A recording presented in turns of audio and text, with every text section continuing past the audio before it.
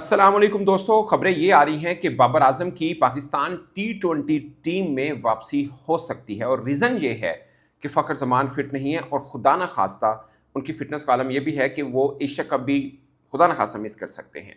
तो ऐसी सिचुएशन में यानी ट्राई नेशन सीरीज़ है उससे पहले, एशिया कप से पहले, तो एक किसी खिलाड़ी की एंट्री तो हो सकती है, तो बाबर आजम क्यों नहीं हो सकते? ये एक क्वेश्चन है जिसका आंसर सिर्फ माइक हैसन देंगे, यानी उनका ग्रीन सिग्नल ही बाबर आजम को टीम में लाएगा। और सिलेक्शन कमेटी के सच इस मामले में, खाली बाबर आजम के मामले में एक सजेशन हो सकती है, but final decision is Mike Hesson's decision. लेकिन ये डिपेंड करेगा बाबर आजम की फॉर्म जो वनडे सीरीज में वेस्ट इंडीज के खिलाफ वो दिखा पाएंगे। ये पूरे का पूरा जिसे बोलते हैं ना खुलासा ये है। बट क्या बाबर आजम की टी20 टीम में जगह बनती है या उनको होना चाहिए या 15 के स्क्वाड में भी होना चाहिए? मैंने बहुत बार बात की है कि I don't know Babar Azam को किसी और खिलाड़ी के साथ लाकर क्यों खड़ा कर देते हैं कि ये नहीं है तो फिर टीम में ले लें। मेरा ये मानना है कि बाबर आजम की वैसे भी बाबर रिजवान में से किसी एक की वैसे ही पाकिस्तान टी20 में जगह बनती है। ये दो वो खिलाड़ी हैं जिन्होंने पिछले 5 वर्षों में पाकिस्तान ने ही दुनिया भर में सबसे ज़्यादा टी20 रन किए। ऑफ कोर्स स्ट्राइक रेट 130 से नीचे था इनका। मोहम्मद रिजवान ने 3229 यानी 3229 रन, जबकि बाबर आजम ने 2752 रन बना रखे हैं। अब चूंकि बाबर आजम का जिक्र हो रहा है इसलिए मैं बाबर आजम के 2024 से लेकर अब तक जो जो बाबर आजम खेले हैं उनके स्टैट में बता देता हूं। मगर एक बात मैंने उस वक्त भी की थी, मैं आज भी कह रहा हूं, मुझे क्यों सलमान आगा एक अच्छे कैप्टन लगे हैं। वो उनकी वजह यह है कि लास्ट मैच में बहुत से लोगों ने शायद तनकीद की हो कि वो अपने आप को छुपा रहे हैं, वो उनकी जगह नहीं बनती इसलिए वो बैटिंग नहीं कर रहे। बट अकॉर्डिंग टू सिचुएशन उन्होंने शिफ्ट किया और यही चीज़ आप बाबर आजम के ऊपर भी लाके उनको परमानेंट पाकिस्तान टी20 टीम में रखकर कर सकते हैं। मैंने पहले भी बोला, जहाँ पे डाइसी पिच होगी आप बाबर आजम को के अलावा अपने प्लेइंग 11 नहीं बना सकते। वहाँ पे आपको टेक्निकली साउंड प्लेयर चाहिए। जहाँ पाटा विकेट है, जहाँ पे आपको लगता है कि 200 से ऊपर रन बन सकते हैं, वहाँ पे आपको अगर लगता है कि बाबर आजम की जगह कोई और हो सकता है, लेट्स अज्यूम कि अगर फ़खर जमान फिट भी हो जाते हैं तब भी आप बाबर आजम को टीम में रख सकते हैं इनकंडीशनली कि जहाँ पे डाइसी पिच हो वहाँ बाबर इन होते, जहाँ पे ना हो ऑफकोर्स फिर फ़खर जमान तो हैं आपके साथ स्क्वाड के अंदर। वैसे जहाँ पे डाइसी हो वहाँ फ़खर जमान भी अच्छा ही खेल लेंगे, बट किसी और को निकाल के बाबर आजम इन कर सकते हैं। मैं ये कहना चाह रहा हूँ। और आप देखिए, कप्तान अगर नीचे रह सकता है, जो कि 1 डाउन खेलते थे, बाद में 2 डाउन आए, 3 डाउन आए, एक पोजीशन ऐसी भी उनको लगा कि नहीं, खुशदिल भी मेरे से अच्छी स्लॉग कर सकता है क्योंकि उसका स्ट्राइक रेट डोमेस्टिक और इंटरनेशनली सलमान से बेहतर है, तो वो उन्होंने खुद को नीचे शिफ्ट कर लिया। ये कप्तान चाहिए होता है जिसको बोलते हैं ना सेल्फलेस कैप्टनसी। वो पाकिस्तान की नीड थी जो सलमान आगा ने पूरी की। आपको लगता होगा मतलब वो क्वालिटी वाइज शायद उस पैरामीटर पे पूरा ना उतरते हो, बट एज ए कैप्टन वो टीम के लिए इस हद तक सोच सकते हैं, तो हमें ये कप्तान चाहिए। ऑफ कोर्स बहुत से लोगों को मतलब शायद सलमान आगा बेहतर ना लगते हो टी20 पर, क्योंकि हमें लंबे छक्के, मेरा ये मानना है जहाँ पे आपको क्लीन हिटिंग भी चाहिए होगी ना, वो सलमान आगा पूरा करेगा, बुरा नहीं है वो। बट आपको चाहिए कि आते ही छक्के चौके शुरू हो जाए, वो अकॉर्डिंग टू सिचुएशन खेलते हैं। आपने न्यूजीलैंड सीरीज़ देखी जिसमें उनकी उनकी पहली थी, उसमें आप देख लें पाकिस्तान हारा ज़रूर मगर टफ कंडीशन में सलमान आगा बहुत अच्छा खेले हैं। इवन बांग्लादेश में भी या कहीं पे भी टफ सिचुएशन आती है, टेक्निकली वो बहुत साउंड प्लेयर है, 10-11-100 हैं उनके, तो डोमेस्टिक में। तो मुझे लगता है कि उनके ऊपर बात करना गलत होगा। वो इतना डेयरिंग कैप्टन है कि वो अपनी जगह भी छोड़ छोड़ रहा है, तो मतलब हमें वेलकम कहना चाहिए उनको। बट बाबर या रिजवान में से किसी एक की हमेशा ज़रूरत रही है। वो फिर आप कहेंगे वही एग्जैक्टली वही हुआ, फ़र्ज़ किया अगर बाबर या रिजवान को एक भी टीम में आ जाता है, वही फिर बाबर रिजवान की जो स्ट्राइक रेट थी वो उस प्लेयर की यानी बाबर या रिजवान में से किसी एक की और सलमान आगा की बन जाएगी, फिर क्या फ़र्क है। बट मुझे लगता है कि सलमान आगा अपने आप को मोल्ड कर रहे हैं, वो ऑलराउंडर हैं। वो बॉलिंग भी करते हैं, फील्डिंग भी बेहतर है, और मुझे लगता है कि नीचे आके स्ट्राइक रेट उनका नीचे से स्लॉगिंग वो अच्छी कर सकते हैं, रिजवान भी अच्छी कर सकते हैं। इसलिए मैं कहता हूँ बाबर रिजवान में से किसी एक की जगह ज़रूर बनती है। फॉर एग्जाम्पल, अगर आप रिजवान को लेते हैं कहीं पे डाइसी पिच पे, हम सब जानते हैं अच्छी पिच के ऊपर हारिस बहुत अच्छे बल्लेबाज हैं और उनको टीम में रखना है।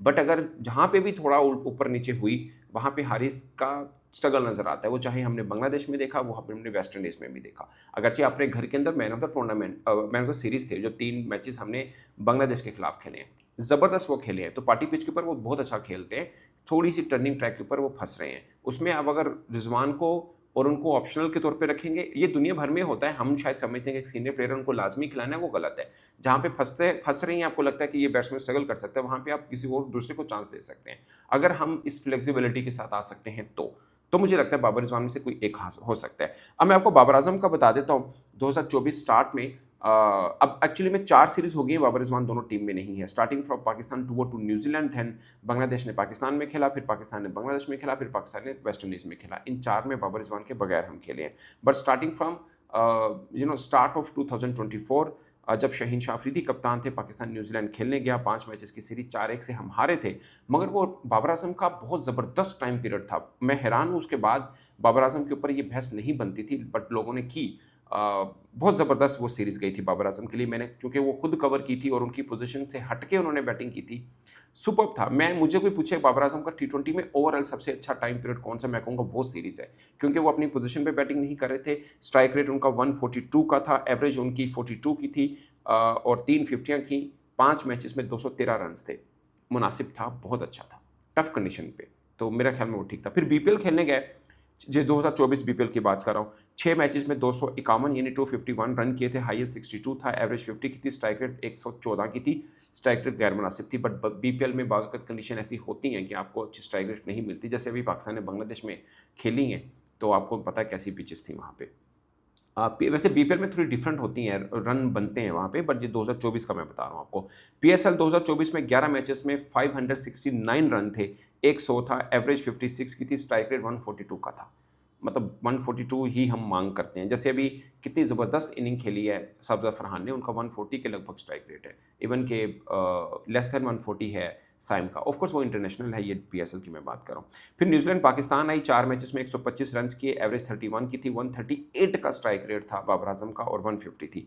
आयरलैंड के खिलाफ 3 मैचेस खेले थे, 132 रन थे, 44 की एवरेज थी, 148 का स्ट्राइक रेट था, और 250 थी। पाकिस्तान ने इंग्लैंड में खेली, ये बाबर आजम की बुरी रही, क्योंकि कुछ मैच तो वैसे बारिश के नज़र हो गया। 2 मैच खेले गए, 68 रन थे बाबर आजम के, 34 की एवरेज थी, 141 का स्ट्राइक रेट था। टी20 वर्ल्ड कप में जहां तक पाकिस्तान खेला, वो अमेरिका में खेला था, लो स्कोरिंग मैचेस थे।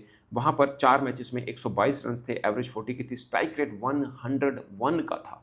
ये बहुत बुरा था। बट मैं आपको पहले बता दूं, अमेरिका लेग तक जितने मैचेस खेले गए थे, आप बॉलर्स की इकॉनमी उठा के देख लें, 4 से भी कम की है। तकरीबन 10-12 बॉलर आपको ऐसे मिल जाएंगे। मतलब हमारे इमाद वसीम और आप मोहम्मद आमिर की इकॉनमी उठा के देखें, आपको ऑलमोस्ट 4 की नज़र आएगी वहाँ पर। तो वहाँ पे बॉलर को रन नहीं हुए थे, बॉलिंग फ्रेंडली पिचेस थी। आपको पता है 119 जो हम चेस नहीं कर पाए इंडिया के खिलाफ, वो हाईएस्ट था उस पिच के ऊपर।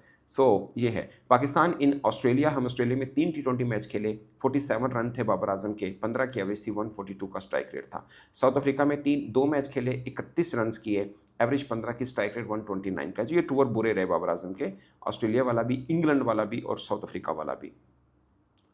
नेशनल टी20 में उन्होंने 1 मैच खेला, 22 रन थे। उसके बाद पीएसएल 2025, ये उनके करियर का वर्स्ट पीएसएल था बाबर आजम का। उससे पहले शानदार रहा, सब चीज़ें ठीक रही, मगर ये पीएसएल उनका बुरा था। 10 मैचेस में महज 288 रन थे, एवरेज 36 की थी, स्ट्राइक रेट 128 का था, 3 फिफ्टीज़ थी। बट ओवरऑल मुझे लगता है कि बाबर आजम का टी20 में, मतलब उनके स्टैट देखना या उनकी चीज़ें देखना या एक आधी सीरीज़ को देखना शायद नाइंसाफ़ी है उनके साथ। और जिस किस्म के टेक्निकली साउंड प्लेयर हैं, एटलीस्ट पाकिस्तानी प्रॉस्पेक्ट में देखें तो सबसे साउंड प्लेयर वो माने जाते हैं। उनके ऊपर उनके स्टैट दिखाना या उनकी इस तरह की मतलब कुछ चीज़ों को लेके डिस्कस करना शायद थोड़ा गलत होगा। बट ये बाबर आजम के साथ मुझे लगता है कि ये चीज़ रहेगी कि माइक हैसन अगर उनको टी20 टीम में लेके आते हैं, तो वो लाजमी नहीं है कि बाबर आजम आप लाजमी उनको प्लेइंग 11 में रखें। बट जहाँ पे आपको लगता है कि यहाँ पे बाबर आजम की ज़रूरत है, वैसे तो मैं इस चीज़ को, थ्योरी को भी नहीं मानता कि पार्टी विकेट पे बाबर की बजाय कुछ स्लॉगर खिला लें। मुझे लगता है कि जब 200 से ऊपर रन भी थे, तब भी बाबर रिजवान ने चेस किए हुए हैं। ऐसा नहीं है कि उन पिचेस के ऊपर वो अच्छी बैटिंग नहीं, जो बंदा डाइसी पिच पे अच्छी बैटिंग कर लेता है, तो वो पाटा विकेट पे उस पर भी हक बनता है कि उसको बैटिंग का मौका मिले। तो ये मेरा ख्याल है दोस्तों। बट 100% फ़खर ज़मान होते हैं, तब भी बाबर रिजवान में से कोई एक टीम में बनता है। मैं ये नहीं कह रहा कि फ़खर नहीं है इसलिए बाबर आजम को होना चाहिए, वो तो डिस्कशन चल रही है। माइक हैसन फाइनल डिसीजन करेंगे, मोस्ट प्रोबेबली वो होंगे बाबर आजम। बट ये लेके चलना कि वो नहीं है तो ये हो, वो शायद थोड़ा गलत होगा। दोनों में से एक प्लेयर तो बनता है पाकिस्तान टीम में। इस पर दोस्तों आप अपनी राय कमेंट के सूत्र में जरूर बताएगा। मेरी तरफ से इतना ही, इजाज़त दीजिए, अल्लाह हाफिज़।